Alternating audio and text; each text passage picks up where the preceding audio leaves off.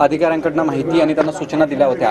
आता मुख्यमंत्री एकनाथ शिंदे यांच्यासोबत मुंबईचे पालकमंत्री दीपक केसरकर असतील, मंगलप्रभात लोढा असतील, हे त्यांच्यासोबत आहेत। गिरीश महाजन सुद्धा मंत्री आपल्याला त्यांच्यासोबत दिसत आहेत आणि एकंदरीत मुंबईत नेमकी काय परिस्थिती आहे, कारण का मुंबईत पुन्हा एकदा पावसानं जोर जो आहे हा धरलेला आहे आणि ठिकठिकाणी सकल भागात पाणी साचलेलं आहे। त्यामुळे मुंबईकरांचं जनजीवन हे विस्कळीत झालेलं आहे। या पावसाचा जर आपण सगळा परिणाम जर पाहायला गेला तर रस्ते वाहतुकीवरती मोठा परिणाम झालेला आहे, त्यानंतर रेल्वे वाहतुकीवरती सुद्धा तशाच पद्धतीचा मोठा परिणाम झालेला आहे। त्यामुळे अनेक ठिकाणी लोक जे आहेत ते अडकून पडलेले आहेत। मोठ्या प्रमाणात स्थानकांवरती सुद्धा, रेल्वे स्थानकांवरती गर्दी झालेली आपल्याला पाहायला मिळाली होती आणि आता राज्याचे मुख्यमंत्री महानगरपालिकेच्या आपत्कालीन विभागात येऊन अधिकाऱ्यांकडून माहिती घेत आहेत। त्यांना वेगवेगळ्या प्रकारच्या सूचना ज्या आहेत या त्यांच्याकडनं दिल्या जात आहेत आणि एकंदरीत कशा पद्धतीनं या सगळ्या ज्या ठिकाणी पाणी साचलेलं आहे किंवा मुंबईकरांचं जनजीवन विस्कळीत झालेलं आहे याच्यावरती कशा पद्धतीने नियंत्रण ठेवता येईल याचा एक आढावा जो आहे तो या ठिकाणी केला जातोय। मोठ्या प्रमाणात अधिकारी या ठिकाणी उपस्थित आहेत।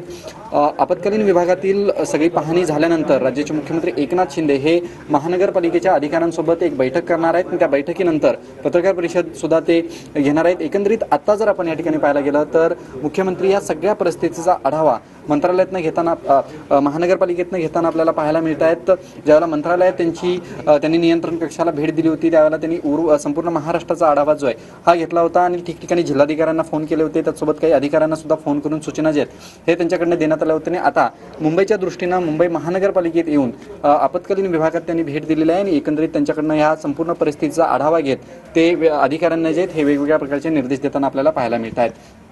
Video journalist चरणसह Vishal Patil, TV9 Marathi.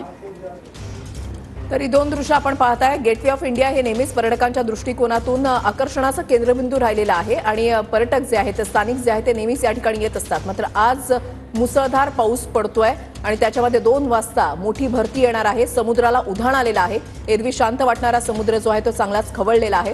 त्याच्यामुळे कुणीही, स्थानिक असो पर्यटक असो, त्यांनी समुद्रकिनाऱ्याच्या जवळ, या समुद्राच्या जवळ जाऊ नये असं आवाहन प्रशासनाकडून करण्यात आलेलं आहे आणि त्याचं